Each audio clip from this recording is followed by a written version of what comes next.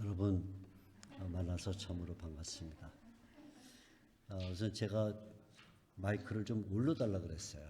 왜냐하면 워낙 목소리가 좀 작은 편이라 흡음하는데 문제가 있어서 올려달라고 했으니까 그동안 한인사경회가 어떻게 시작됐는가 하는 이야기를 좀 드리도록 하겠습니다. 제가 1991년부터 94년까지 우리 부부달교회를 목회를 했는데 그 전에는 한독슈앙회에서 독일인과 한국인이 함께 사경회를 했었습니다.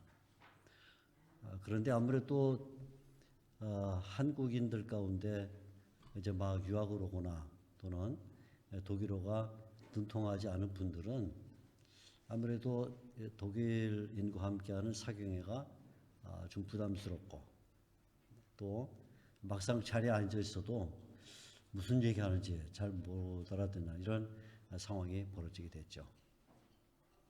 그래서 한인들 가운데도 가능하면 우리말로만 하는 사경회가 있으면 좋겠다 하는 이야기가 나오고 또 독일인 성도님들도 한국인들이 불편해하니까 이것을 나눠하는 게 어떻겠냐는 이런 의견들이 조금씩 흘러나왔습니다. 그러는 중에 저는 이제 부부달교회를 목회하게 됐고 우리 나교 목사님은 당시에 슈투트가르트 교회를 목회하고 계셨는데 의논한 결과 그러면 분리시키자 해서 한인 사경회를 만들게 됐습니다. 사실은 우리 나교 목사님이 저보다 연배도 5살이나 많으셔요. 자그마치. 지금 어디 가셨나 모르겠는데 딱 제일 중요한 얘기할 때 계신데 5살이나 더 많으시고 또 학교도 저보다 훨씬 선배시고 그래서 나 목사님이 사경회 강사를 맡는 것이 당연한데 회의 결과 나 목사님이 좀 파쇼를 부르셨죠. 파쇼. 완력을 부르셔가지고 선배의 말을 후배가 들어라. 또 인생 선배의 말을 인생 후배가 들어야 된다. 그래서 제가 훨씬 나이가 적고 또 학번도 아래인데도 불구하고 우리 나 목사님이 거의 강제적으로 저에게 사경회를 맡게 하셨습니다. 그래서 이제 첫 번째 사경회 했죠. 그게 아마 지금 뒤에 저도 다 잊어버리고 있었는데 뒤에 보니까 요한계시록이 첫 번째 사경회였더라고요. 그때 그 요한계시록 4장부터 제격으로 한 20장 정도까지를 거의 전체를 훑어나가면서 말씀 공부를 했습니다. 강도 있는 그런 공부였죠. 지금 생각하면 왜 그렇게 세게 했나 그런 생각이 들어요. 좀 살살 할 걸 그냥 막 밀어붙이기 식으로 그렇게 했는데 그리고는 이듬해가 됐죠. 두 번째 사경회를 하는데 나 목사님이 또 저보고 하라 그래서 그건 아닌 것 같다. 거의 뭐 밀어붙이기 식으로 하라고 해서 제가 또 다시 두 번째 사경회도 인도를 했습니다. 세 번째가 됐죠. 세 번째가 됐는데 또 밀어붙여서 한 번, 두 번까지는 인내하겠는데 저도 약간 폭발이 이렇게 올라왔지만 또 목사님이 하라는 것을 거절할 수 없어서 세 번째 사경회도 어쩔 수 없이 제가 했습니다. 그러다 보니까 결국 한인사경회 세 번을 제가 맡는 그런 격이 되고 말았습니다. 지금 돌이켜보면 하나님의 은혜이기도 하고 감사하기도 한데 또 우리 나교 목사님 같은 훌륭한 인품을 지으신 분이 후배를 잘 세워주려는 그런 뜻이 아니었는가 그런 생각도 해봅니다. 아무튼 그렇게 해서 1991년에 첫 번째 사경회를 해서 요한계시록, 그 다음에 또 호세아서, 그리고 베드로 전서를 연거푸 제가 3번 강의를 했습니다. 중간에 오늘 보니까 11회에도 제가 와서 한번 했고 또 20회도 했고 그러니까 아마 오늘 이 자리에 서는 것이 한인사경의 6번째 서는 것 같은데 아무튼 감사하기도 하고 또 죄송하기도 하고 그런 마음입니다. 코로나 때문에 좀 나쁘게 말하면 때문에 또 좋게 말하면 덕분에 우리가 본래는 30주년을 미리 했어야 되는데 이렇게 좀 뒤늦게 합니다. 하지만 만일에 코로나19, 코비드19가 오지 않았더라면 그냥 어디 저 프랑크푸르트 근처에 뮤케에서 올 수 있는 사람만 와서 말씀을 듣는 잔치가 됐을 텐데 어떤 면에서는 이런 감염병이 옴으로 말미암아 이 온라인이라는 이 방식이 좀 더 활성화돼서 몸으로 함께 할 수 없는 분들도 와서 이렇게 인터넷으로 볼 수 있고 한 그런 유익도 있지 않나 이렇게 생각을 합니다. 그래서 오늘 여기저기에서 온라인으로 강의를 들으실 터인데 강의를 들으시는 분들도 집중해서 한번 들어보시기를 바랍니다. 오늘부터 제가 6번 요한일서를 강의하게 되는데 요한일서라는 성경은 신약 성경 가운데 길지 않은 성경이죠. 5장으로 되어 있으니까 길지 않은 성경입니다. 그러나 막상 이 성경을 열어서 읽어보면 긴 성경, 예를 들어 마태복음이나 아니면 뭐 누가복음 이런 성경이 못지않게 굉장히 무거운 그 무게감을 가지고 있는 성경입니다.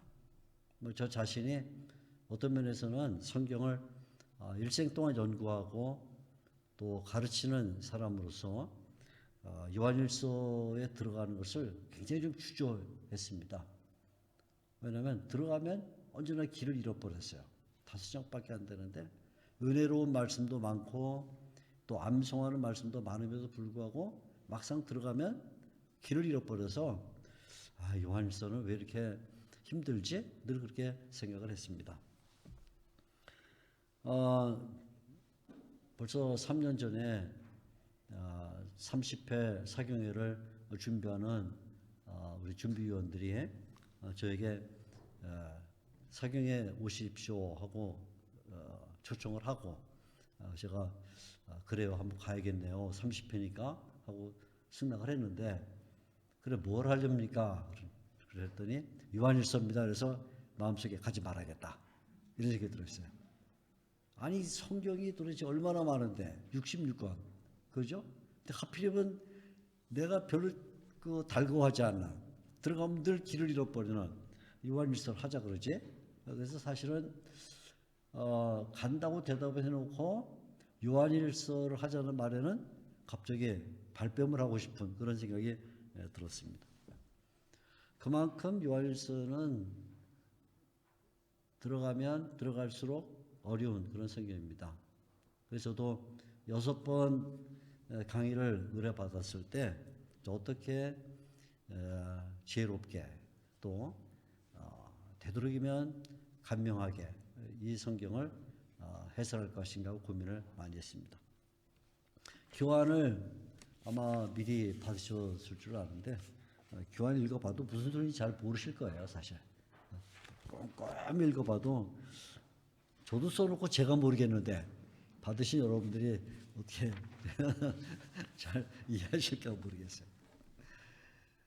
어쨌든 이제 우리가 6번 요한일서를 공부해 보기로 했으니까 뭐 도전해보고 또 6번 시간 안에 요한일서의 모든 것을 다 공부할 수 없어서 그 중에 좀 요긴하고 대표적인 그런 문단들 그런 내용을 특별히 들어가서 그 부분을 해설하는 이런 방식을 쓰려고 합니다. 그래서 요한일서 1장 1절부터 5장 21절까지 전부 들여다보게 되면 시간도 많이 들고 또 힘들어요. 그래서 그 가운데 필요한 부분들을 제가 끄집어내서 말씀을 나누는 그런 방식을 취하려고 합니다. 오늘 저녁에는 먼저 1장 1절에서 4절까지 말씀을 가지고 생각을 하려고 합니다. 전체 주제는 이미 앞에 드린 바와 같이 좀 제목이 심오하죠. 그런데 이 전체 주제 태초, 지금 그리고 마지막 때라는 이 주제는 사실은 요한일서의 거의 모든 내용을 다 담고 있는 그런 주제라고 볼 수가 있습니다. 요한일서는 시간에 대한 관심이 많은 그런 성경입니다. 시간. 우리가 지금 예를 들어 2022년 6월 22일 7시 30 몇 분에 사경회를 한다라는 시간을 말하는데 요한일서는 시간에 관해서 관심이 많습니다. 막 읽은 1장 1절 보면 처음부터 시간에 대한 얘기가 나오죠. 태초에 채토부터 있는 생명의 말씀에 관하여는 태초가 언제일까요? 태초. 하나님이 세상을 창조하신 그때 태초라 이렇게 말하는데 태초라는 아주 우리에게는 접근할 수 없는 시간, 태초라는 시간을 말합니다. 2장 18절을 보면 또 하나의 시간이 나오는데 2장 18절에는 이렇게 말합니다. 아이들아 지금은 마지막 때라. 지금이라는 시간을 말합니다. 지금 현재죠. 우리가 살고 있는 이 시점, 내가 서 있는 시점, 현재라는 시점입니다. 근데 그에 더해서 또 한 가지 시간이 나오는데 그것은 마지막 때라는 시간입니다. 2장 18절에 아이들아 지금은 마지막 때라. 또 좀 더 읽으면 18절 끝에 그러므로 우리가 마지막 때인 줄을 아노라. 마지막 때. 자, 그래서 오늘 사경의 전체 주제는 태초 1장 1절에 나오는 그 다음에 두 번째는 지금 2장 18절에 나오는 그리고 마지막 때 이런 태초, 지금 그리고 마지막 때 이렇게 제목을 잡았습니다. 교회는 태초에서부터 시작이 됐습니다. 하나님께서 천지를 창조하시고 사람을 창조하신 그 이후에 바로 아담과 하와를 창조하셔서 그 두 사람이 비록 가장 소수이지만 하나의 교회를 이룬 거죠. 가족으로서의 교회, 가정으로서의 교회 또는 부부로서의 교회를 이뤘습니다. 태초에도 교회가 있었습니다. 요한일서를 쓰고 있는 사도 요한의 시대에도 교회가 있죠. 그때 그 사도 요한이 보면 지금이라 이렇게 말하는 것이고 또 시간이 많이 흘러서 사도 요한으로부터 한 2000년쯤 멀리 있는 우리 때도 교회가 있죠. 그리고 아마 예수님께서 다시 오시는 그 마지막 때 그때도 당연히 교회가 있겠죠. 그러니까 요한일서에서 태초 지금 또 마지막 때라고 말하는 이 말은 그냥 막연히 시간이 태초에서 흘러서 지금이 됐고 지금의 시간이 마지막 때가 됐다는 시간의 흐름을 말하려는 것이 아니고 시간은 흘러가는 거야 그걸 말하는 게 아니고 그렇게 시간이 흘러갈 때마다 교회가 어떤 방식으로 존재해야 되는가 태초에는 교회가 어떻게 존재했고 사도 요한이 이 성경을 쓰고 있는 지금은 또 교회가 어떻게 존재하고 있는가 그리고 마지막 때 예수님께서 다시 오실 그때는 또 교회가 어떤 모습을 가져야 되는가 이게 관심사죠. 시간이 흘러간다 이게 문제가 아니라 그 흘러가는 시간 속에서 교회가 어떤 모습을 가져야 되는가 또 우리 개인으로 말하자면 시간이 흘러갈 때 그때마다 나는 어떤 모습을 어떤 신앙을 가져야 되는가. 30년 전에 이 한인사경회를 시작할 때 여기 앉아있는 대부분 분들이 고작해야 30대 40대였을 거예요. 지금은 70대 80대 이렇게 들어섰죠. 그죠? 그때 그 30년 전 그때 우리의 신앙의 모습이 어땠는가? 또 지금 그렇게 해서 30년이 지난 지금 우리의 신앙은 어떤가? 대비가 될 수 있겠죠. 어떤 사람은 30년 전에는 정말 열성적으로 주님을 섬겼는데 지금은 좀 노쇠해져서 힘이 빠져서 그렇게 못한다. 이런 대비가 될 수도 있고, 어떤 사람은 젊었을 때는 세상을 산다라고 바쁘고 아이들 기르느라고 바쁘고 해서 신앙생활을 못했는데 나이가 드니까 오히려 신앙이 더 성숙한 그런 분도 있겠죠. 아무튼 그때의 신앙, 또 지금의 신앙, 그리고 아직도 인생을 좀 더 살아서 내가 마지막을 맞이할 때 그때 어떤 신앙을 가질 것인가. 태초 지금 마지막 때라는 것은 그냥 단순히 시간이 흘러간다라는 문제가 아니라 그런 시간에 점점에 내가 어떤 사람으로 서 있는가 하는 것을 말해주고 싶은 것. 그래서 사도 요한의 바로 이 요한일서라 이렇게 볼 수가 있습니다. 요한일서를 잘 읽어보면 요한일서는 두 가지 소식을 전하는 것이 목적입니다. 두 가지 소식. 첫째 소식은 우리가 읽은 이 본문 말씀 바로 이어서 1장 5절에 하나의 소식이 나옵니다. 1장 5절을 보면 이렇게 말하죠. 1장 5절 제가 읽어드립니다. 우리가 그에게서 듣고 너에게 전하는 소식은 이것이다. 어떤 소식을 전하고 싶다. 그러죠. 우리가 그에게서 듣고 너에게 전하는 소식은 이것이다. 그 소식이 뭐냐? 소식의 내용은 하나님은 빛이시라. 그 소식입니다. 하나님은 빛이시라. 사도 요한이 태초와 지금과 마지막 때라는 이 시간의 흐름 속에서 신자들에게 전하고 싶은 첫 번째 소식이 있는데 그 소식은 하나님이 빛이다 하는 소식입니다. 그래서 그 이하에는 하나님이 빛이라는 이 중심 내용을 가지고 하나님을 설명해 나가는 것에 초점을 둡니다. 하나님에 대하여 쭉 얘기가 진행이 됩니다. 그러다가 3장 11절에 보게 되면 두 번째 소식이 나오는데 3장 11절 제가 한번 읽어볼까요? 이렇게 말합니다. 우리는 서로 사랑할지니 이는 너희가 처음부터 들은 소식이라. 3장 11절에 또 하나의 소식이 나오는데 너희가 처음부터 들은 소식이 있다. 근데 그 소식은 뭐냐? 내용이 우리가 서로 사랑해야 된다 하는 소식입니다. 우리가 서로 사랑해야 된다. 그래서 3장 11절 이하에는 사랑에 대한 이야기가 쭉 나옵니다. 사랑해야 된다. 서로 사랑하자. 자, 그러니까 요한일서가 두 가지 소식이라는 큰 기둥 가운데 서 있습니다.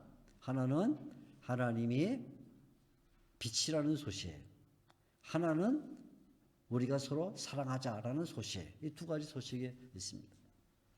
이 말씀을 잘 이해해 보면 이런 뜻을 갖고 있습니다. 하나님은 빛이셔 하는 말은 우리가 늘 그 하나님 앞에서 살아야 된다. 하나님 빛이시니까. 내가 그 하나님과 어떤 관계를 맺을 것인가? 내가 그 하나님에 대하여 어떤 신앙을 보여줄 것인가? 하나님께 어떤 자세로 서야 될 것인가? 해서 하나님이 빛이다 라고 말하는 것은 그 빛이신 하나님에 대하여 내가 수직적으로 어떤 관계를 맺을 것인가 하는 걸 말하는 거죠. 그래서 첫 번째 소식, 하나님은 빛이시다라는 이 소식과 함께 전부 내용이 우리가 그 하나님께 대하여 어떤 관계를 맺고 어떻게 그분에게 나아가고 그분에게 어떻게 믿음을 보이고 하는 이런 수직적인 내용을 말한다면 두 번째 소식은 서로 사랑하자.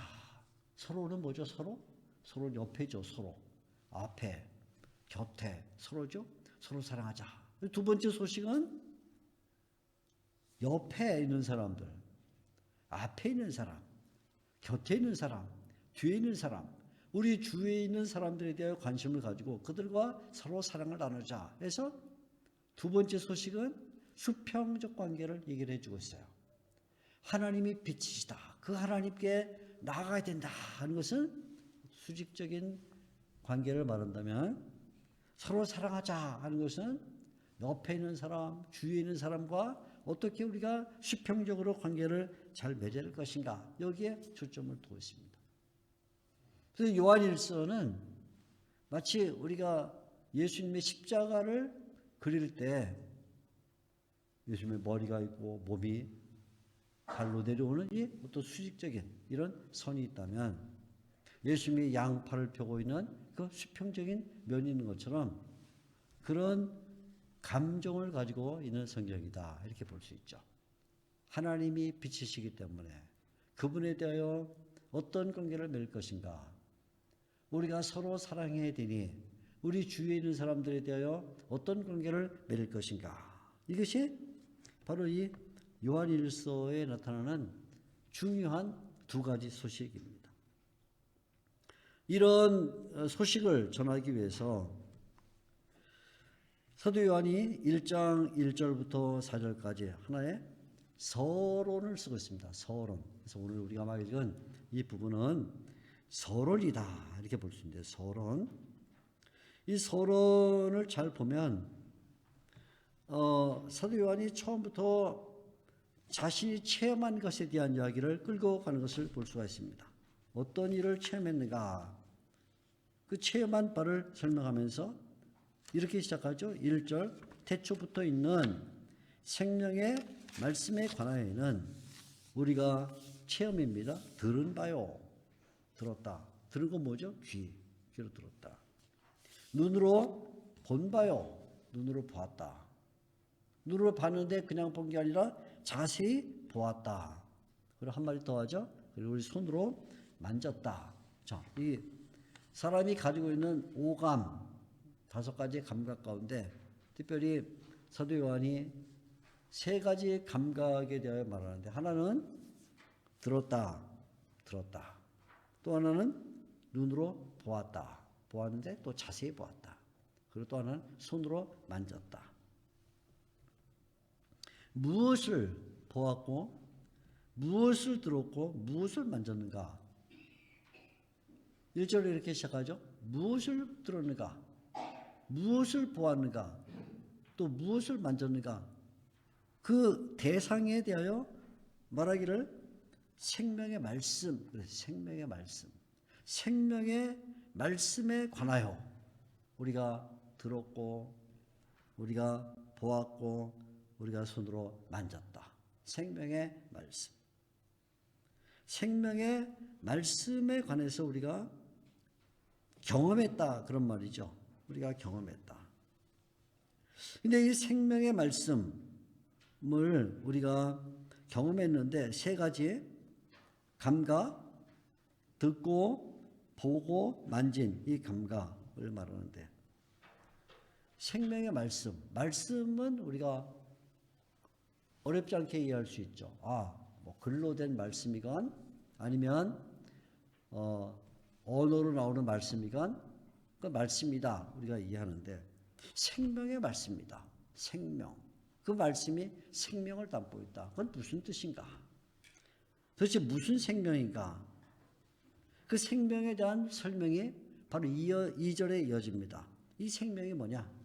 이 생명은 본래는 감추어져 있던 것이다. 그런데 생명이 우리에게 나타나졌다. 그래서 2절에 이 생명이 나타내신 바 됐다. 나타내신 바 됐다. 2번이나 말해요. 2절 처음에 이 생명이 나타내신 바 됐다. 또 2절 끝에도 우리에게 나타내신 바 되었다. 이 생명은 무엇인가? 이 생명은 본래 아버지와 함께 했던 것이다, 그렇게 말합니다. 2절 중간에 이는 아버지와 함께 계시다가 아버지와 함께 있었다. 아버지와 함께 있었다는 말은 하나님이 소유하고 있는 생명이다, 그런 뜻이 되겠죠. 하나님과 함께 있는 생명, 하나님의 생명, 신적인 의미를 갖고 있습니다.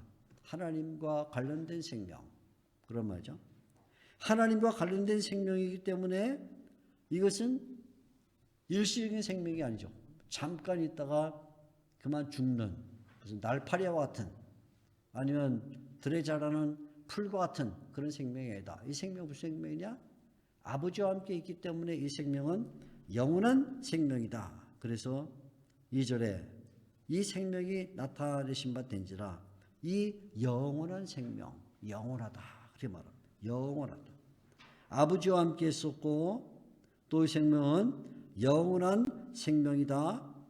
자, 그렇게 우리가 경험하고 있는 말씀이 생명의 말씀인데, 이 말씀을 듣고 나면 잠깐 기분이 좋아졌다가 또다시 없어지는 그런 것이 아니다. 이 말씀은 들었을 때 죽음 같은 어려움을 겪었던 사람이 마음에 큰 기쁨을 얻고 그 다음에 다시 또 꺾이는 그런 것이 아니다. 사람들이 고안해내고 사람들이 발명해낸 그런 생명이 아니다. 이 생명은 하나님 아버지와 함께 있는 생명이고, 더 나아가서 이 생명은 그렇기 때문에 영원한 생명이다. 그 말씀을, 그 영원한 생명의 말씀을 우리가 경험했다, 그렇게 말해요. 그런 경험했다. 누가 이것을 경험했냐 하면 교회가 경험했다는 것입니다. 그래서 계속 1절부터 우리가 보았다, 우리가 들었다, 우리의 손으로 만졌다 하는데, 이 모든 경험이 누구의 것이냐면 우리의 것이다. 우리 신자들이 또는 교회가 경험해서 이 경험을 우리가 소유하고 있다, 그렇게 말합니다. 그럼 이러한 생명을 전하는 것, 이 생명을 전해서 사람들이 경험하게 하는 것, 그 목적은 무엇인가? 목적이 명확하게 나타나고 있죠. 그 목적을 이렇게 말합니다. 3절에 말하죠. 우리가 보고 들은 바를 너에게도 전함은 너희로 우리와 사귐 있게 하려 합니다. 자, 그러니까 결국은 사도 요한이 이 성경을 써서 생명의 말씀에 관해 전달해 주는 그 중요한 목적은 뭐냐면, 우리가 함께 이 말씀을 공유하자, 이 말씀을 나누어 갖자. 그래서 이 말씀 안에서 우리가 교제를 나누자, 사귐이 있도록 하기입니다, 그렇게 말합니다. 여기 말하는 사귐은 사람과 사람이 인격적으로 나누는 사귐을 말하는 것이 아닙니다. 사귐이라는 이 단어를 우리가 언뜻 이해하게 되면 사람들이 어느 한 지역에 살다가 다른 지역으로 이사해서 살아야 되는데 이웃 사람들을 사귀지 않으면 여러모로 불편하니까 어떤 때는 아침에 얼굴 만났을 때, 얼굴 봤을 때 인사도 나누고, 또 자기가 아끼던 조그만 물건도 하나 갖다 주면서 서로 사귀고, 그런 사귐이 아니죠. 남성과 여성이 사귀는 그런 사귐을 말하는 것도 아닙니다. 여기 말하는 이 사귐은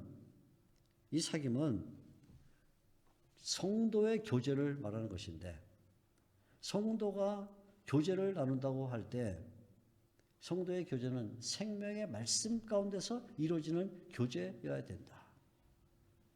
자주 교회가 뭔가 좀 앞으로 발전하려고 하고 또 단합된 마음을 가지려고 할 때는 자주 우리가 어떤 교제 모임을 만들겠다, 그런 말을 합니다. 교제 모임. 그럼 우리는 벌써 마음속에 교제 모임을 만든다. 그러면 번뜩 떠오르는 게 뭐냐? 같이 밥 먹고, 아니면 같이 여행을 하거나, 아니면 운동회를 하거나 해서 함께 막실도 하고, 또 차도 마시고 커피도 마시고 아니면 함께 소풍도 가고 그러면 교제가 일어날 것이다. 그래서 교회들이 주로 교제라고 말하면 먼저 머릿속에 어떤 프로그램을 짜서 서로 단합된 마음을 가지겠다. 그렇게 생각합니다. 사도 요한이 교제 또는 사귐이라는 말을 썼을 때 이 사귐은 무엇을 통해서 주어지느냐? 생명의 말씀을 통해서 주어진다. 요한이 이 교회의 생명의 말씀의 경험을 말해주는 것은 이 일을 통해서만 교회가 진정으로 사귐이 이루어지기 때문이다.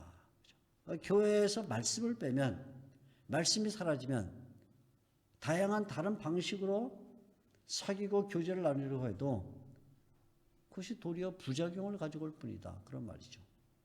오늘날 교회들이 서로 연합하고 하나가 되기 위해서 여러 가지 방식을 사용하는데 그 방식을 쓰고 나면 도리어 갈등이 벌어지는 그런 경우들을 봐요.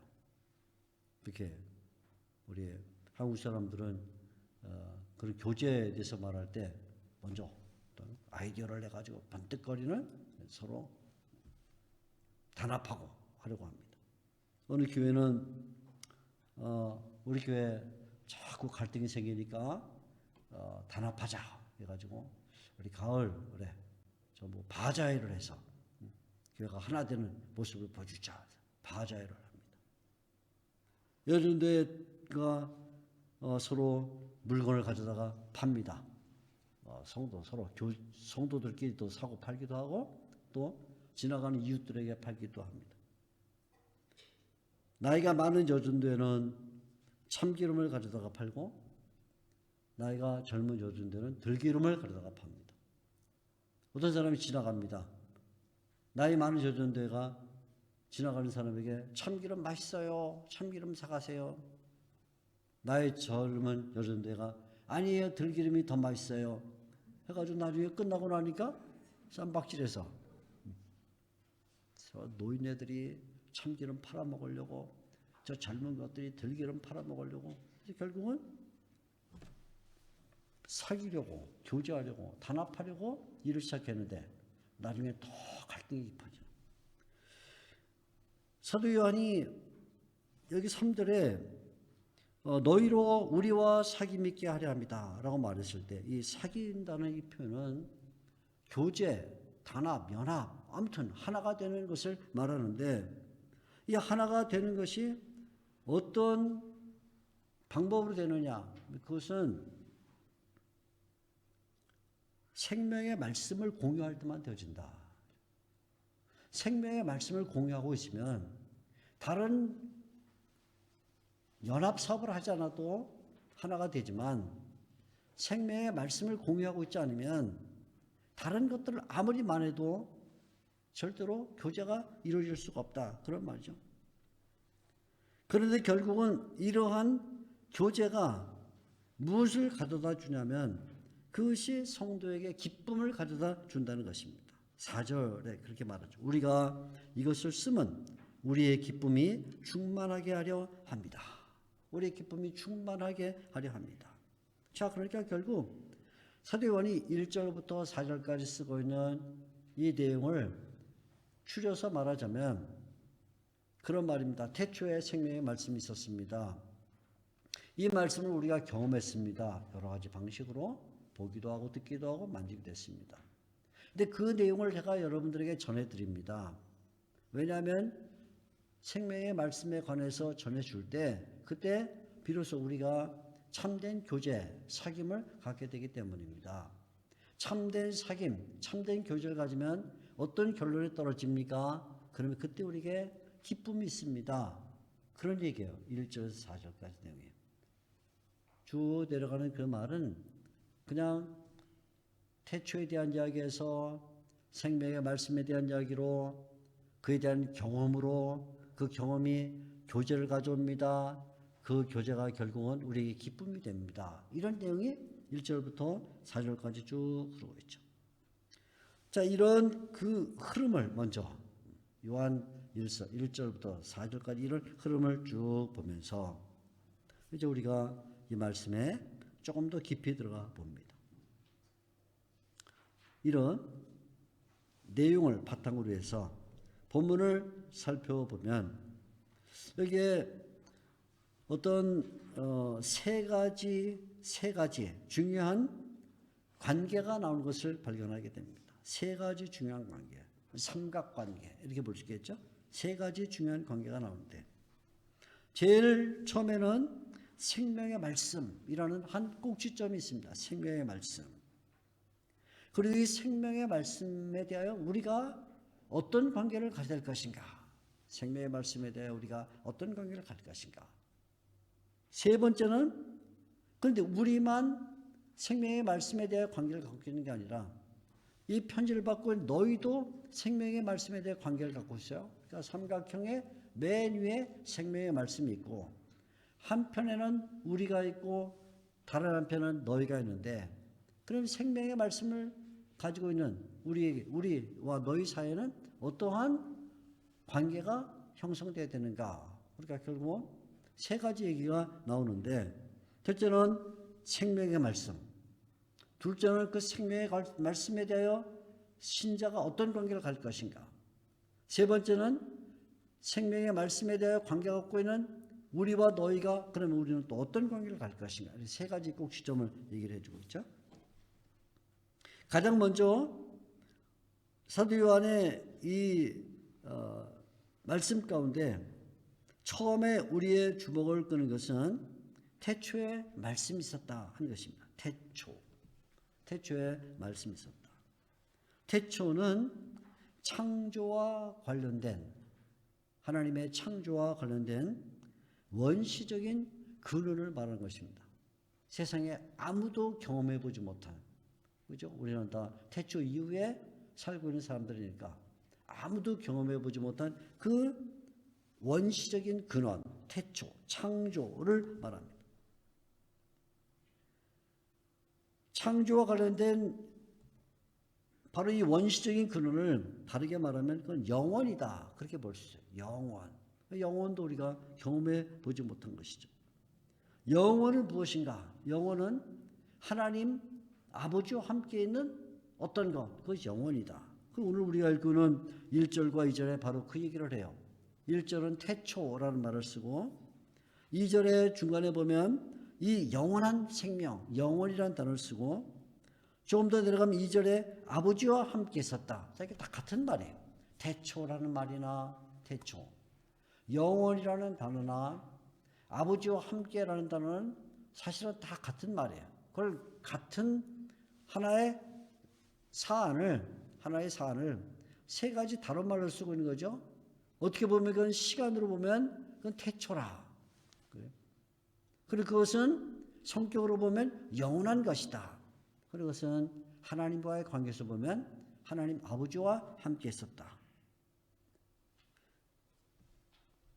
제가 처음부터 얘기 드렸죠. 요한일서는 좀 쉽게 적응이 잘 안 된다. 처음부터 어려운 말을 쓰고 있어요. 태초. 한 번도 경험해 보지 못한 거. 그죠? 영원. 그것도 한 번도 우리가 경험 못 해봤죠. 아버지와 함께 했다. 그 아버지와 함께 했다는 것도 무슨 뜻인가? 그게 다 같은 말인데 하나의 어떤 덩어리, 하나의 어떤 사건을 설명하면서 시간으로는 태초, 성격으로는 영원하다. 하나님과의 관계에서는 함께 있다. 이렇게 말을 합니다. 태초와 영원과 그리고 신성. 이것을 말하는 것은 이 말씀이 우리의 귀에 들려온 말씀, 우리가 알고 있는 이 하나님의 말씀은 세상의 들판에서 피어나서 잠깐 자라다가 사라지는 꽃과 같은 것이 아니다. 그래서 성경에 말하죠. 풀은 마른다. 그죠? 아니면 세상의 바다에 고여 있는 큰 물 같지도 않다. 왜? 그것은 증발해버리면 끝나는 것이니까. 영원하지가 않아요. 지구상에 살고 있는 수십억의 인구를 다 합해놓은 것과도 다르다. 왜? 그것은 하나님과 관련되어 있기 때문에. 그러니까 지금 여기에 태초와 그리고 영원과 하나님과 함께 있다 하는 것은 세상에서 발견하기 어렵다. 발견하기 어렵다. 세상에서 발견할 수가 없다. 사도 요한이 처음부터 우리가 가지고 있는 말씀, 우리가 오래전부터 들었던 그 말씀, 우리가 배웠던 그 말씀, 우리가 믿고 있는 이 말씀은 세상에 속한 게 아니야. 세상에 속한 게 아니야. 사람들이 발명해낸 것도 아니야. 인구가 다 합해 있다고 해서 형성될 수 있는 그런 게 아니야. 이것은 세상을 넘어서 있는 것이고 인류를 넘어서 있는 것이고 역사를 넘어 있는 거야. 한마디로 말하면 굉장히 놀라운 거야. 굉장히 놀라운 거.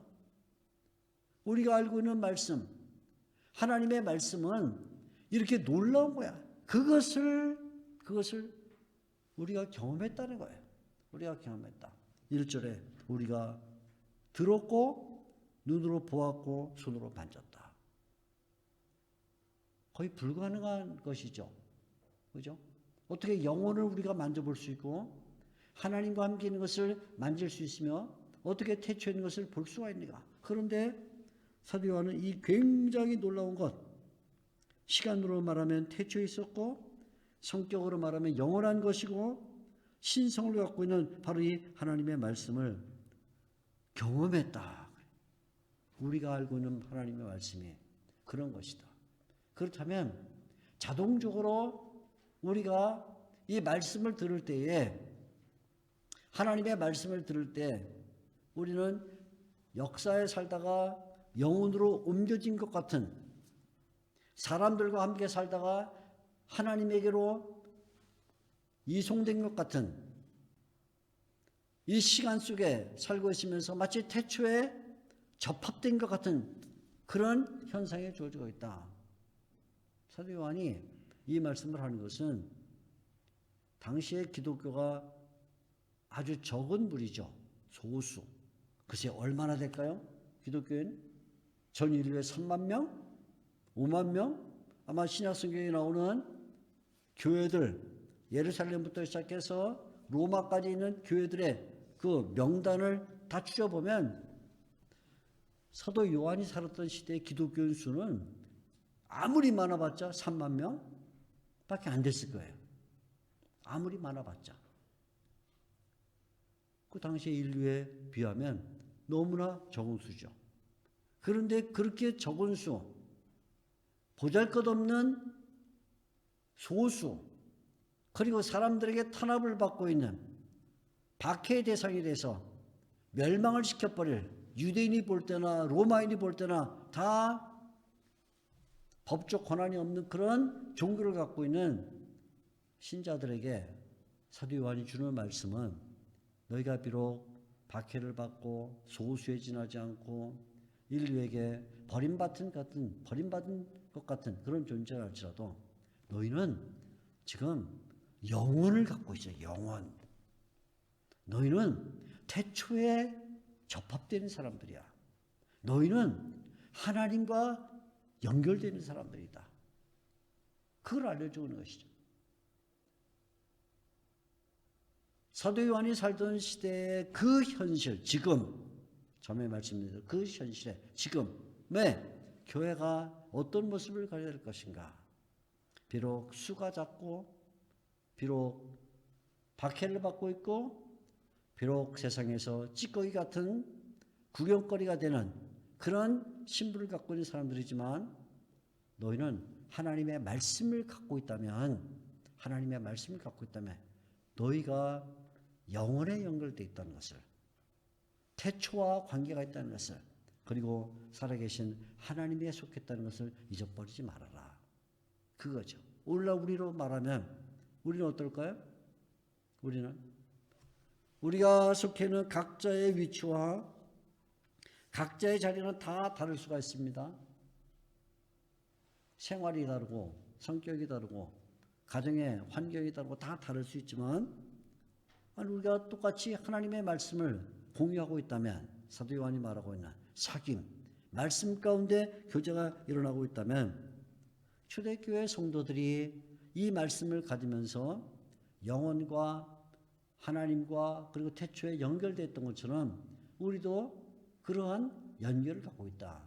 그걸 보여주고 싶은 거죠. 바로 이 말씀이 이렇게 굉장한 말씀, 태초에 있었고 영원하고 하나님과 함께했던 바로 이 말씀이 그런데 나타났다는 거예요. 나타났다. 그냥 그 이 말씀이 멀리 우주를 넘어 역사를 넘어 시간을 넘어 저 멀리 있어서 우리가 아무리 좋은 망원경으로 보려고 해도 보이지 않고 우리가 시적 감정을 가지고 아무리 그것을 그려보려고 해도 그려지지 않고 한 그런 것이라면 의미가 없죠. 나하고 무슨 관계가 있어요? 영원히 나와 무슨 관계가 있고 하나님과 함께 있다는 게 무슨 관계가 있고 태초가 무슨 관계가 있겠어요? 그런데 바로 이 태초에 있던 영원한 하나님과 함께 있던 이 말씀이 우리에게 나타났다는 거예요. 그래서 2절에 두 번이나 그 말을 강조하죠. 이 생명이 나타내신 바 되었다. 2절 이 생명이 나타내신 바 되었다. 2절 끝에 또 한 번 말하죠. 이는 아버지와 함께 계시다가 우리에게 나타나신 바 되었다. 나타났다.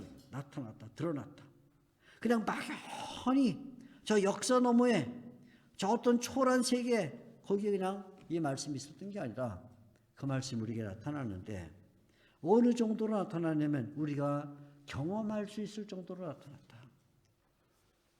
눈으로 보고 귀로 듣고 손으로 만져볼 수 있을 정도로 관찰할 수 있는 그런 생동감 있는 말씀으로 나타나서 마치 조그만 밤가시가 우리 손등을 찌르면 따끔하고 느껴지는 것처럼 그 말씀이 우리 속에 들어오면 우리의 영혼을 찌르는 그런 경험이 있고 마치 얼음을 손에 잡으면 그 차가운 것이 느껴지는 것처럼 하나님의 말씀이 우리에게 접합되면 전율이 느껴지고 마치 뜨거운 불 속에 손을 집어넣으면 깜짝 놀라서 손을 빼는 것처럼 하나님의 말씀이 우리 영혼에 닿으면 그 말씀이 우리에게 충격을 가져다 주는 마치 피부로 느끼는 것 같은 그런 말씀의 능력이 있다.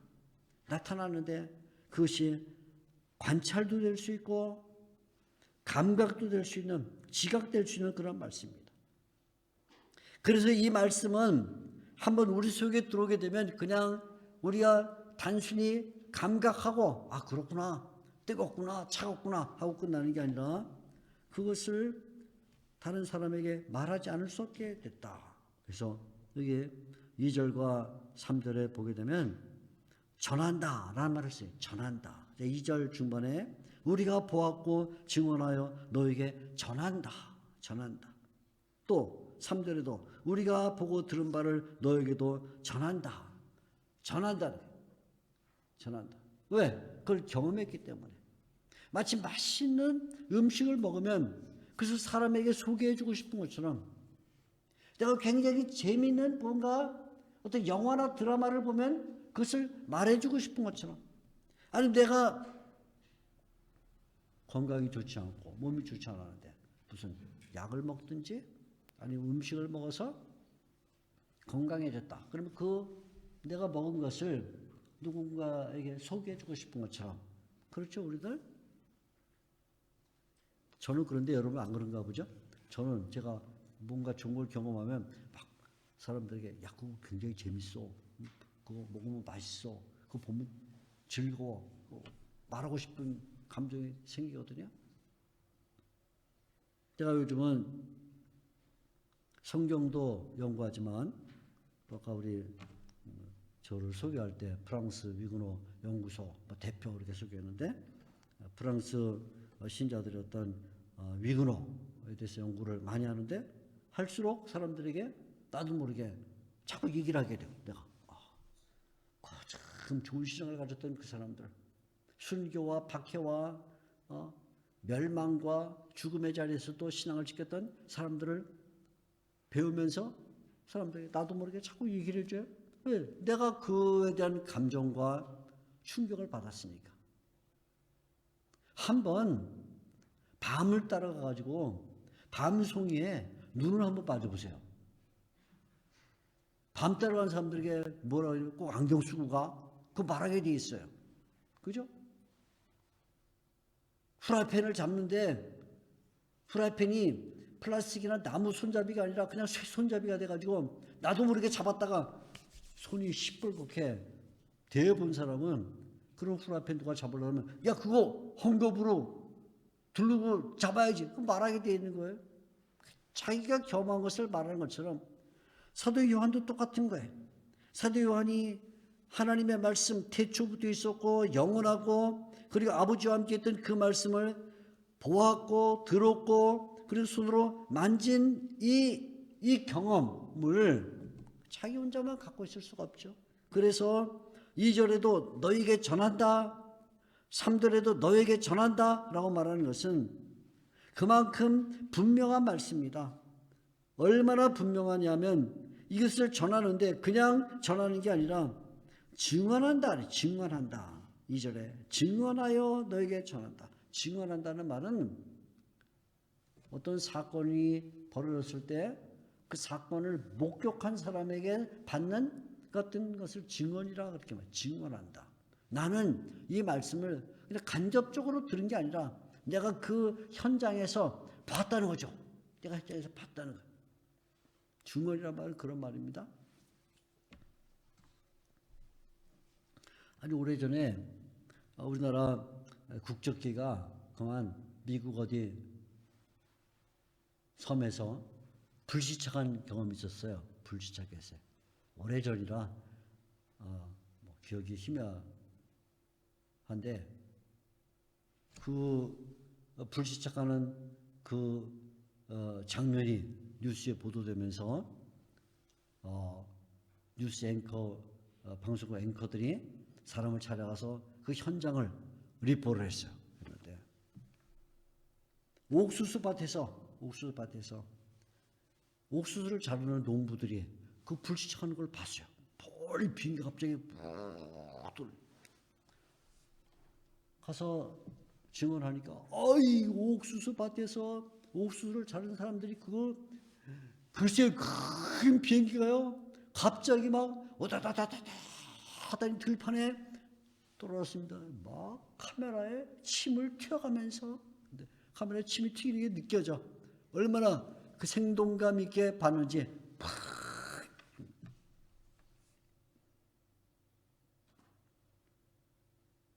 그런데 사고가 벌어지고 나서 생존자들 우리는 병원에 가서 기자가 도대체 사건이 어떻게 되는가 하고 증언을 받습니다.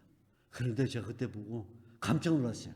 그때 보면서 아까 옥수수 밭에서 많은 사람은 그걸 자기가 경험했기 때문에 입에서 막 침이 튀어오면서 카메라 막 침방울 튀는 게 느껴졌는데 그 생존한 사람은요 증언하는데 피가 나와요. 피가 자기가 비행기 떨어질 때 그 경험을 말하는데 침이 튀는 게 아니라 피가 튀어요. 피가.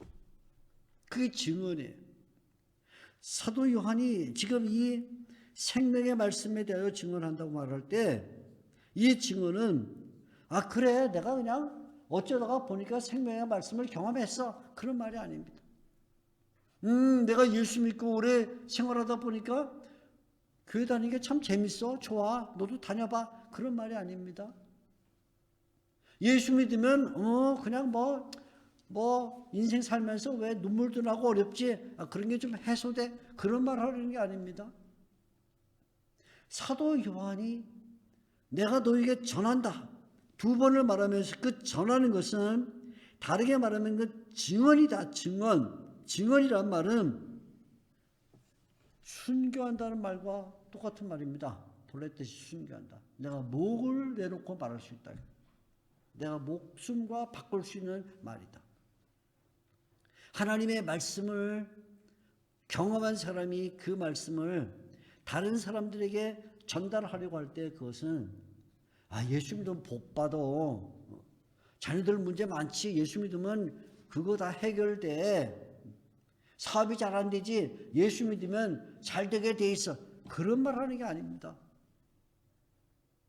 내가 이 말씀을 받았을 때 내 생명에 변화가 일어나서 내 생명에 지금까지는 내가 이 역사의 인류의 사람들 가운데 발을 딛고 살았지만 이 말씀을 받는 순간 내가 영원에 접합이 되고 영원 내가 태초와 접합이 되고 하나님께 접합이 됐다. 나는 비록 내 몸뚱아리가 2022년은 이 시점에 살고 있지만 지금 여기 살고 있지만 나는 이 말씀을 받는 순간 역사의 이 시간에서 뛰쳐나가서 하나님의 세계로 들어갔고 영혼의 바다에 빠져들었고 그 태초를 경험하게 됐어. 나 그걸 놓고 내가 목숨도 내놓을 수 있어.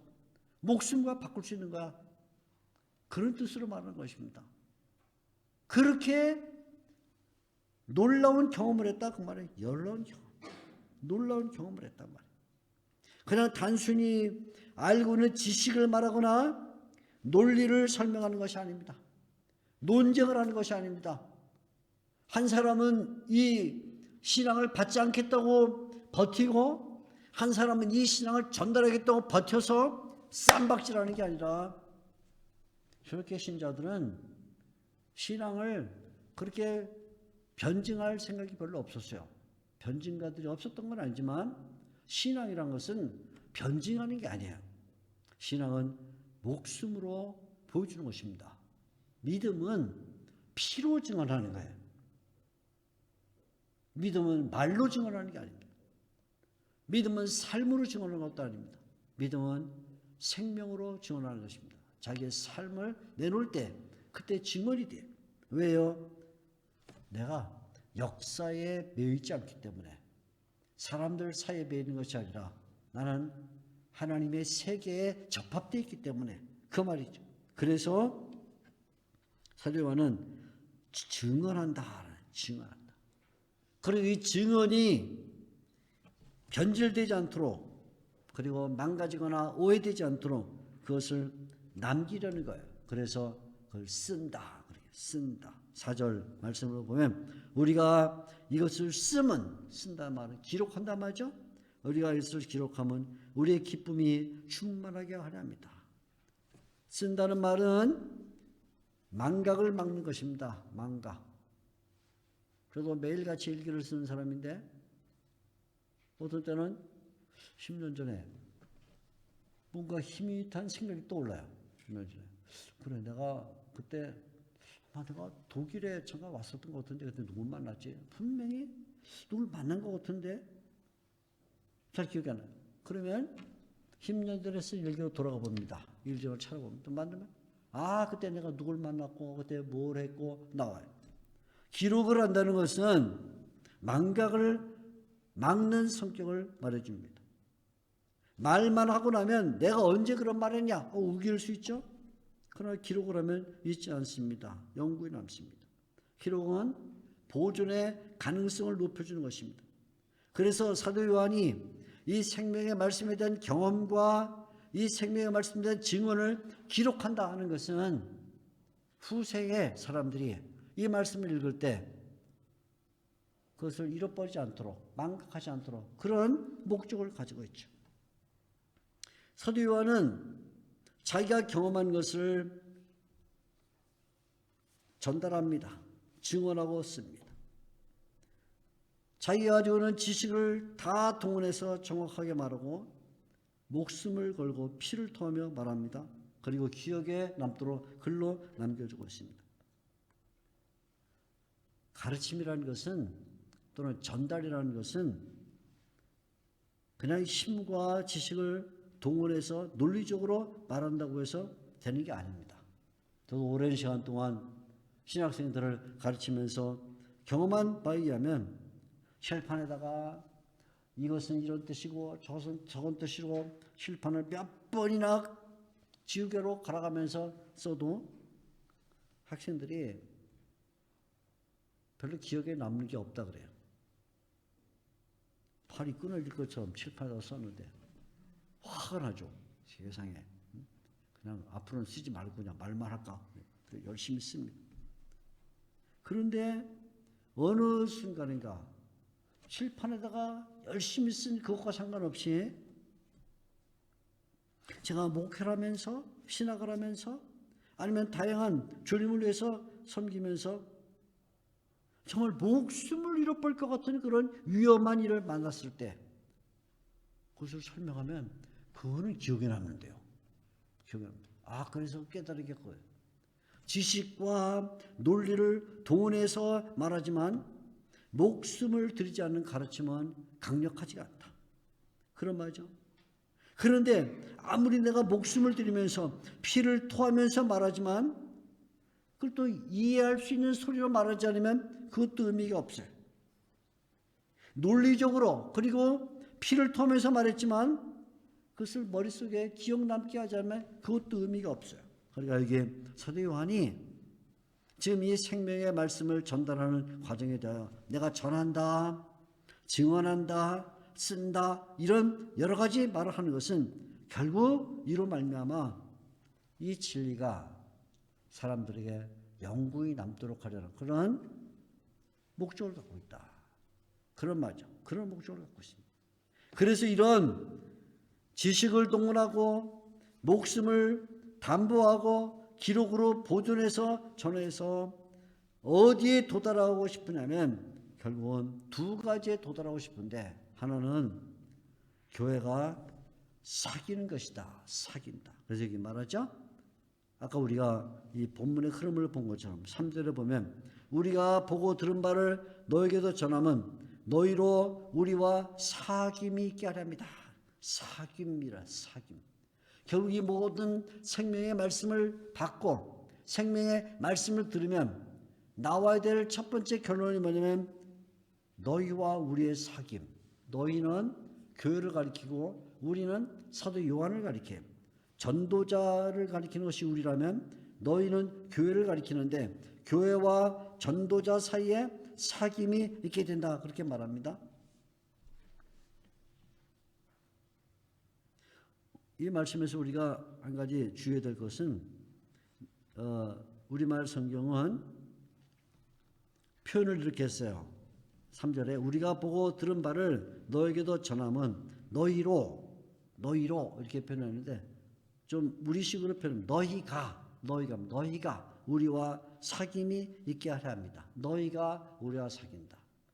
자, 이 표현이 좀 미묘한 표현인데 우리가 너희와 사귄다 그러잖아요. 복음을 전하고 생명의 말씀을 전하는 사람이 그 말씀을 전해서 너희와 사귀려고 해. 그렇게 말하지 않고 오히려 복음을 듣는 사람이 생명의 말씀을 듣는 사람이 전도자와 사귐 있게 하려 한다. 그렇게 말해주고 있습니다. 굉장히 다른 표현입니다. 다른 표현. 제가 여러분들에게 말씀을 전하는데 그 전하는 목적이 뭐냐? 제가 여러분하고 사귀려고 하는 거예요. 그 말이 아니고요.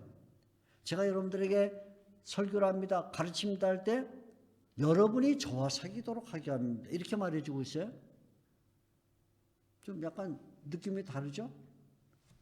자, 캐치가 안 됩니까? 다시. 자, 이런 말입니다. 제가 누구인가 조그만 선물을 줍니다. 선물 주면서 보통 이렇게 말하는 거죠. 자, 내가 이 선물을 주는 목적은 뭐죠? 내가 너하고 사귀려고 주는 거예요. 내가 너하고 사귀려고. 그게 본래 맞는 거예요. 누구나 다. 제가 누군가에게 꽃을 한 송이 줍니다. 그 말은 무슨 말이냐면 내가 너하고 사귀고 싶어. 꽃 주는 사람이 너와 사귀고 싶다. 이런 뜻입니다. 선물을 주면 선물 주는 사람이 너와 사귀고 싶다. 그런 말인데 사도 요한은 지금 그렇게 말하잖아요. 내가 여러분에게 말씀을 줘요. 꽃을 주듯이 선물을 줘요. 내가 너희와 여러분과 사귀고 싶어요. 이렇게 말해야 정상인 거예요. 근데 그렇게 말하지 않고 내가 선물을 주면서 당신이 나하고 사귀세요. 이렇게 말하고요. 내가 꽃을 주면서 당신이 나하고 사귀어야 됩니다. 이렇게 말하면 뭔가 좀 압박을 주는 것처럼 보이죠. 근데 사도 요한이 그렇게 말하고 있어요. 우리가 너희에게 3절 보고 들은 바를 너에게 전하는 그 목적은 내가 너희와 사귀려는 게 아니라 너희가 우리와 사귀도록 하게 합니다. 이 말에 굉장히 중요한 의미가 들어있어요. 무슨 말이냐면 결국은 복음을 전했을 때 복음을 받는 사람들이 전도자의 증언을 듣고 전도자와 사귐을 갖는 게 중요하다. 목회자가 또는 설교자가 열심히 설교를 합니다. 그런데 듣는 사람들이 그냥 지적 만족을 갖고 오늘 목사님 설교가 굉장히 감동적이었어, 은혜로웠어 하고 끝나면 안 된다. 하나님의 말씀을 전하고 하나님의 말씀을 가르치는 것은 사람들이 단순히 지적 만족감을 갖고 끝나도록 하는 것이 아니다. 오히려 복음 전파의 결과는 전도자와 청중 사이에 어떤 영적 사귐이 일어나야 되는데, 이 사귐은 교회가 전도자에게 일으키는 반응이어야 된다. 그렇게 말합니다. 교회가 전도자에게 반응을 일으켜야 된다. 하나님의 말씀을 들을 때에 그 말씀이 들어와서 나를 감동시키고 나에게 즐거움이 되고 내가 흥분되고 은혜를 받는 것으로 끝나면 안 되고, 교회 쪽에서 이 전도자의 복음 전도에 어떤 화학적 반응을 일으켜야 된다. 무슨 얘기냐면 전도자의 제자가 되는 거예요. 전도의 제자가 된다. 요한복음에 예수님께서 어느 날 요단강가를 지나가실 때 세례자 요한의 제자 두 사람이 예수님을 따라왔습니다. 한 사람은 안드레라는 사람이었고 한 사람은 익명의 제자였는데 두 제자가 따라옵니다. 예수님께서 그 제자에게 말하죠. 와서 보라, 와 보라, 그렇게 말합니다. 그래서 이 두 제자가 예수님을 따라가서 예수님이 계신 데를 보고 마침내 예수님을 따르는 제자들이 되었습니다. 예수님의 제자들이 됐어요. 이걸 말하고 싶은 거예요. 이걸 말하고 싶어요. 오늘날 어떤 면에서는 성경이 예수님과 안드레 또는 다른 주제자와의 관계 속에서 나타난 사도 요한이 이 요한 1서에서 말하고 있는 이런 교회 구조가 안 일어나기 때문에 교회가 굉장히 혼란스러워지고 있다, 이렇게 볼 수도 있어요. 언뜻 들으면 성도가 전도자의 제자가 된다. 그것은 그냥 단순히 그 사람이 좋아서 아니면 그 사람을 존경하기 때문에 일어나는 것이 아니라 그 말씀의 공유, 전도자가 전한 그 말씀과 그 말씀들은 청중이 공유 관계가 일어날 때 거기서 일어나는 제자의 관계가 이루어지지 않으면 교회가 자꾸 부서져요. 갈등이 일어납니다. 문제가 생깁니다. 세계에 있는 모든 교회들이 이 현대의 감각과 그리고 현실감 속에서 현대인들이 가지고 있는 그런 사고방식을 갖고 살아갈 때 성경이 우리에게 말해주고 있는 그런 사고방식에서 떠나갑니다. 예를 들면 이런 말이죠.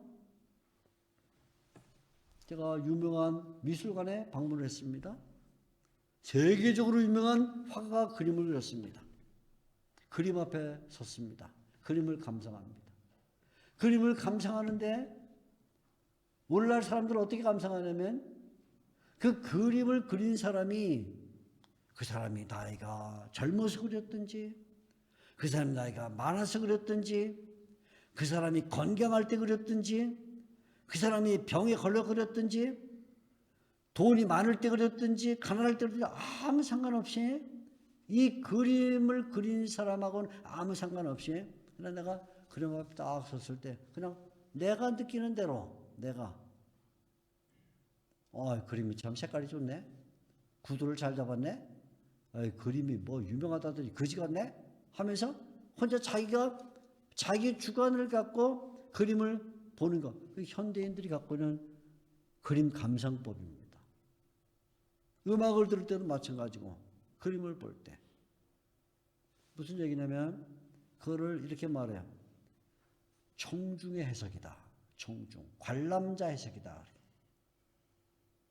그러니까 이 그림을 그린 작가가 어떤 상황에 있든지 전혀 알아볼 필요가 없어요. 옛날에는 그림을 감상하려면 먼저 이 사람이 어느 나이 때 그림을 그렸는지, 어떤 상황에서 그렸는지, 가정 상황은, 심적 상황은 그걸 다 이해하고 나니까 아, 이 그림이 이런 말을 하는구나 이렇게 생각했는데 지금은 다 필요 없어요. 내가 지금 가지고 있는 내 감정이 중요할 뿐이다. 이런 사고방식이 성경을 읽을 때도 들어옵니다.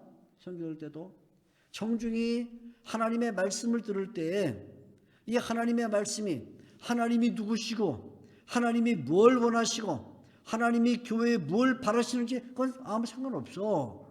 중요한 거는 내가 오늘 이 말을 들으면서 나에게 은혜가 되느냐, 나한테 만족이 되느냐, 내가 기쁨이 되느냐, 그러면 그건 좋은 설교고, 아유 들어보니까 무슨 소리도 하나도 모르겠어. 도대체 무슨 말을 이렇게 어렵게 하고 자기 혼자의 주관으로 중심으로 듣게 되면 그것은 현대식으로 설교를 듣는 거예요. 다시 말씀드려볼까요? 세상에는 결국은 두 가지 해석 방식이 있는데, 두 가지 해석 방식. 하나는 어떤 대상을 보면서 이 대상이 어떤 조건이냐 아무 상관없이 내가 그냥 보고 좋으면 좋다, 나쁘면 나쁘다 이렇게 보는 해석 방식이 있고, 하나는 내가 지금 슬프건 기쁘건 나와 상관없이 이 대상이 그 자체가 나에게 말을 걸어오는 그런 해석 방식이 있습니다. 예수님께서 안드레와 그리고 다른 제자를 향해서 와 보라 하고 말씀했을 때 이 두 제자가 예수님을 따라가서 예수님과 함께 며칠을 거합니다. 그리고 그분의 제자가 됩니다. 제자가 되었다는 말은 이제는 자기가 가지고 있던 주관과 자기의 경험과 자기의 이력과 자기의 모든 것을 버리고 예수님과 같이 됐다라는 뜻입니다. 예수님과 같이 됐다. 그분이 가는 그 걸음대로, 그분이 사는 방식대로, 그분이 말하는 대로 사는 사람이 됐다. 그게 제자가 된 겁니다. 자기 주관을 버렸다는 것입니다. 오늘날은 제자가 되려고 하지 않습니다. 왜? 제자가 되면 자기를 버려야 되니까. 내가 한 인격인데, 내가 한 사람인데, 나도 내가 주체성을 갖고 있는데 왜 내가 저 사람의 제자가 돼? 그래서 결국은 교회도 세속화가 되고 교회가 진리의 말씀에 공유가 안 일어나는 거예요. 사도 요한이 말하는 우리의 이 사귐에 대한 얘기는 주어가 너희가 우리와 사귀게 한다. 이렇게 말해요. 너희가 우리와 사귀게 한다. 무슨 말이냐면 말씀을 듣는 사람들이 똑같이 이 생명의 말씀, 영원한 말씀, 하나님과 함께 된 말씀을 가짐으로써 전도자와 똑같이 되어야 된다. 그걸 말해요. 전도자와 똑같이 되어야 된다. 그런 화학적 반응이 일어날 때 비로소 하나님의 말씀을 공유하는 것이다. 그렇게 표현할 수 있다는 거죠. 그리고 이런 전도자와의 사귐은 한 걸음 더 나가면 그것이 하나님과의 사귐으로 발전한다는 것입니다. 그래서 말하죠. 3절 처음에는 너희가 너희로 우리와 사귐이 있게 하려 합니다. 말해놓고는 한 걸음 더 나가죠. 우리의 사귐은 결국 우리가 이렇게 해서 사귀게 되면 어떤 결론이 주어지냐. 아버지와 그의 아들 예수 그리스도와 더불어 사귀게 된다. 우리의 사귐은 아버지와 그의 아들 예수 그리스도와 더불어 누립니다. 결국 이런 사귐을 통해서 우리가 어디에 도달하게 되냐면 하나님과 연결된다. 하나님과 연결된다. 교회가 가지는 최종 목적은 무엇일까요? 우리가 한인사경에 30번째를 맞으면서 한번 이런 질문을 던져봐야 돼요. 한인사경에 가지는 30번째 목적은 도대체 무엇인가? 왜 지금 우리가 이런 30번째 행사를 하는가? 왜 이런 수련을 하는가? 코비드19 지나가고 감염병 때문에 2년 동안 못 모이고 왜 구태 우리가 모이려고 하는가? 왜 모이려고 하시는 거죠? 왜? 그냥 한번 옛날 사람들 얼굴 만나보고 반가우려고요? 좋은 목적이에요. 저도 그건 좋은 목적으로 생각해요. 아니면 그동안 못 모였으니까 그다음 뭐 해야지. 그래서 모이는 겁니까? 왜 모일까요? 교회의 목적은 무엇일까요? 교회의 목적은 결국은 하나님께 도달하기 위함입니다. 하나님께 도달하는 것. 우리가 시간이 지나서 태초에서 지금에서 마지막 때까지 매 순간 교회들이 존재하는데 그 매 순간 존재하는 교회들이 최종적으로 가져야 될 목적은 결국 하나님과 사귀는 거예요. 하나님과 사귀어서 하나님에게 연결되는 것, 하나님을 만나는 것, 하나님 쪽으로 우리의 생각이 몰아가는 것, 그래서 우리의 인격이 하나님 쪽으로 닮아가는 것, 그래서 최종적으로 모든 인생이 끝날 때 나는 없어지고 하나님 같은 것이 남는 것, 그걸 위해서 가는 거예요. 하나님 같은 것이 남는 것.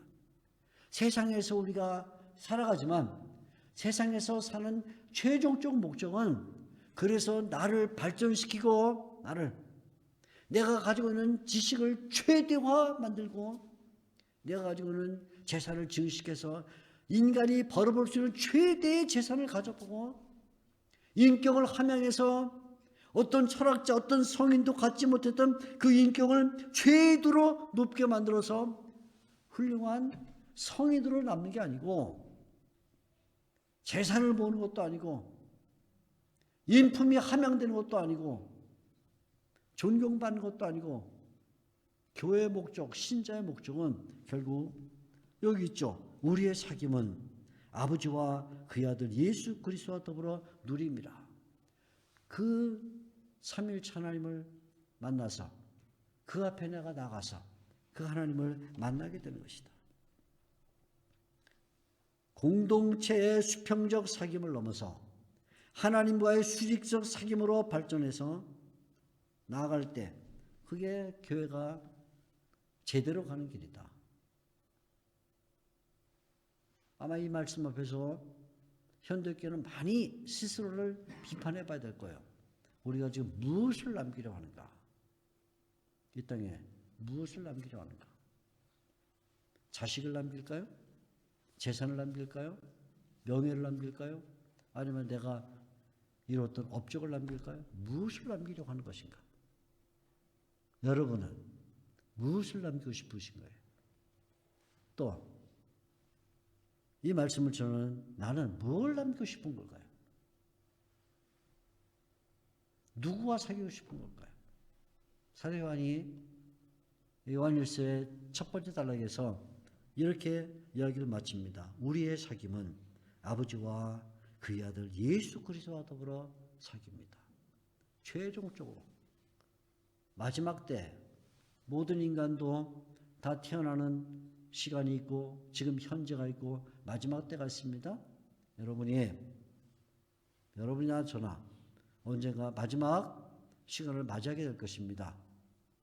언제인지 모르지만 마지막 시간에 만져있을 때 여러분이 맨 마지막으로 무슨 말 하고 싶은가? 아이고 우리 손주 보고 싶다. 그러시겠습니까? 응? 내가 모아놓은 돈 자식들한테 잘 나눠줘야 되는데 그러시겠습니까? 아니면 내가 지금까지 읽어놓은 업적 그거 잊어버리면 안 되는데 그러시겠습니까? 마지막 때 어느 마지막 날에 마지막 순간에 우리가 뭘 남길 것인가? 우리가 남겨야 될 것은 내가 하나님과 사귀어서 하나님 쪽으로 내가 갔다. 내가 남길 것은 인간에 관한 것은 없고 오직 하나님 그분만 있다. 그러면 그것은 성공한 인생이고 성공한 신자고 여전히 마지막까지 자기를 남기려고 한다면 그것은 실패한 신자의 실패한 인생일 것이다. 오늘 사도 요한이 이 첫째 단락을 통해서 교회가 또는 신자가 생명의 말씀을 알게 될 때 어떤 일이 벌어지는가 하는 것을 말합니다. 신자는 생명의 말씀을 할 때 태초를 경험한다. 태초. 우리는 지금 현실을 살고 있는 게 아니에요. 하나님의 말씀을 갖고 있는 사람은 태초를 경험하는 것입니다. 태초로부터. 둘째는 하나님의 말씀을 갖고 있는 사람은 영원을 경험하는 겁니다. 영원. 세상이 아무리 요동치고 세상이 아무리 소란스럽고 감염병, 전쟁 아니면 그 외에 다양한 일이 있어도 우리는 영원을 소유하고 있다. 셋째, 우리는 하나님과 함께하는 삶을 살고 있다. 하나님과 함께하는 삶. 우리는 신성에 참여한 사람들이다. 생명의 말씀을 갖고 있는 사람들은 태초, 영원, 그리고 아버지와 함께 있다는 바로 그 사실을 경험하는 것이다. 그래서 사도 요한이 그걸 말하고 싶은 거죠. 이 이야기를 통해서, 이 성경을 통해서 신자들에게 태초를 맛보게 하고 영혼을 맛보게 하고 하나님을 만나게 하는 것. 그래서 이 요한일서 전체 주제는 태초, 지금 그리고 마지막 때에 교회와 신자들에게 주는 그 본연의 자세를 가르쳐주고 있는 것입니다. 깊이 한번 요한일서를 묵상하면서 다시 한번 태초로 돌아가고 영혼을 맛보고 하나님을 경험하는 일들이 일어난다면 우리는 이 성경을 잘 읽은 것이 되고, 만약 그렇지 못하다면 여전히 요한일서는 우리에게 어려운 성경으로 남고 말 것입니다. 기도하겠습니다. 하나님 아버지, 오늘 우리가 요한일서의 첫 부분을 함께 읽었습니다. 무거운 말로 시작합니다. 태초로부터 있던 생명의 말씀, 영원한 생명, 그리고 하나님과 함께 있던 생명이라는 이 무거운 말로 시작된 요한일서가 우리에게 초청하는 것은 세상의 메인 인생을 살지 말아라. 역사에 흔들리는 삶이 되지 말아라. 사람들 속에서 소란스럽게 사는 그런 신자가 되지 마라. 우리는 창세기적 태초를 경험하는 사람들이고, 또 우리는 영원한 세계에 접목되어 있고 또 하나님과 함께하는 사람들이니 이 생명의 말씀을 갖고 어떤 시간을 살든지 굳건하게 힘있게 능력있게 살아라 하고 가르쳐주는 음성을 듣습니다. 말씀을 통해서 주님이 사도를 통해 들려준 이 말씀을 깊이 새기고 살아가게 하여 주시옵소서. 귀한 말씀을 감사하며 예수님의 이름으로 기도합나이다. 아멘.